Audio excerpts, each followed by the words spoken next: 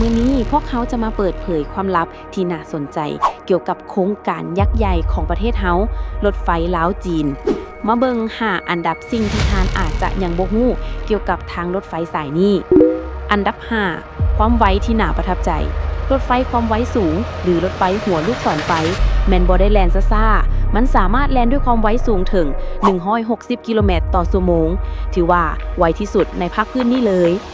อันดับ4บ่ได้มีแต่รถไฟความไวสูงเท่านั้นนอกเหนือจากรถไฟโดยสารความไวสูงแล้วยังมีรถไฟขนส่งสินค้าที่แล่นด้วยความไวประมาณ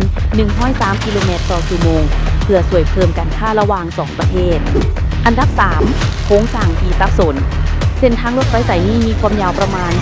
422กิโลเมตรอยู่ในประเทศลาวและหลายกว่า 40% ของระยะทางทั้งหมดมันเป็นทางยกระดับหรือ viaduct และอุโมงค์เพราะว่าทางรถไฟต้องผ่านภูเขาที่สูงชันและสลับซับซ้อน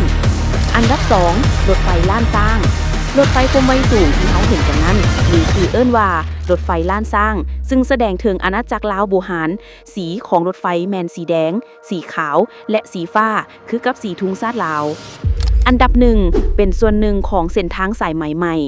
รถไฟลาวจีนเป็นโครงการที่สำคัญที่สุดภายใต้การริเริ่มของ Belt and Road Initiative BRI ของจีนมันจะเชื่อมต่อลาวเข้ากับจีนและในอนาคตอาจจะต่อไปหาประเทศในอาเซียนเฮ็ดให้ลาวกลายเป็นศูนย์กลางการเชื่อมต่อทางบก